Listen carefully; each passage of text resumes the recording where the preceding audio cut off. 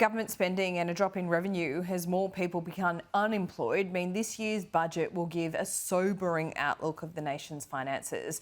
The Treasurer has been talking this morning, pledging more direct government money and incentive to encourage more investment.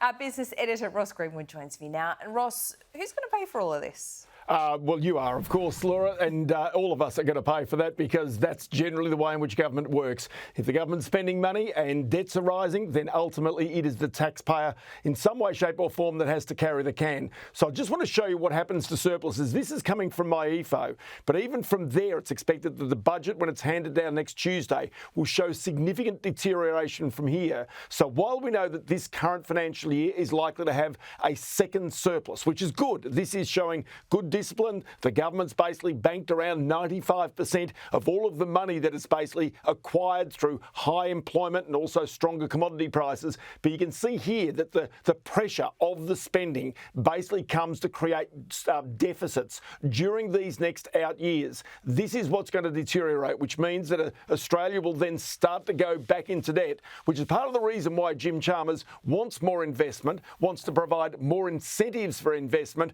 to really try and get Australia's economy growing faster, because that's the way you can overcome some of those yawning budget deficits long term.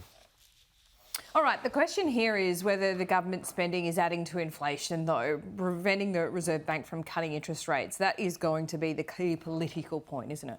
You betcha, because that is one of the big issues as to whether the government and its spending is actually working against what the Reserve Bank is trying to achieve, which is to bring inflation back under control. So right now, as we sit here, according to some forecasts, there's been an extra $11 billion worth of spending by this government. But then, according to Chris Richardson, for every $7 billion of extra government spending, it's equivalent to around 0.25% rate movement. So therefore, as a result, you could suggest that even what the government has done in this last financial year has effectively meant that it's the equivalent of a 1% move up or down in interest rates. So if you're expecting 0.25% rate cut, well, maybe a bit more, maybe much of that has been taken up by the government spending and effectively adding to inflation. Now, the government denies this categorically. Jim Chalmers will say until uphill and down Dale that our spending is not causing inflation. We think we can raise wages without creating inflation. You've heard that many times, but in reality, any spending by government has to ultimately feed into the economy, which includes even the new stage 3 tax cuts, which of course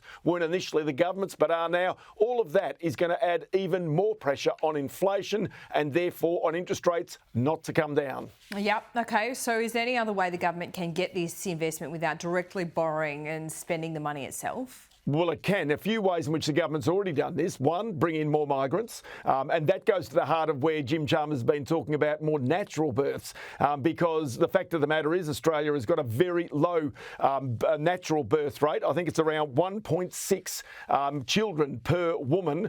Compare that with 1961, I had a quick look, which was 3.5 children per woman. So you can see that Australia's natural birth rate is one of the lowest in the developed world. In fact, one of the lowest in the world. And so that's one way you can do it. But a second way you can do it is by the government, which is likely in this budget, to hand out more incentives for super funds to co-invest alongside government or industry, or indeed for industry itself to go into some key areas. One of those we know is the energy transition, where there'll be likely big incentives, tax incentives for that type of investment to be rolled out into the future to try and speed up the energy transition, which is also the reason why even this week there's been that big gas future update from the government to basically ensure there is energy in our system out over the coming decades. Yeah, some in the left wing don't like it. What did Costello say, Ross? It was one for mum, one for dad, one for the country? One for the country. That's 3, right?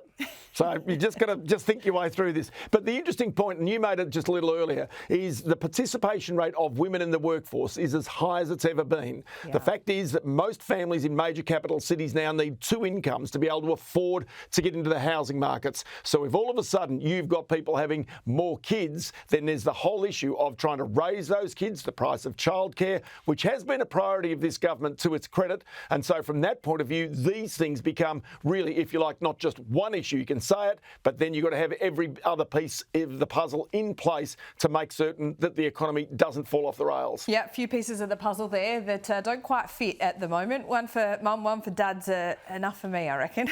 Ross, I'll see you soon. And we will have the biggest and best coverage of the budget, of course. That is on Tuesday night.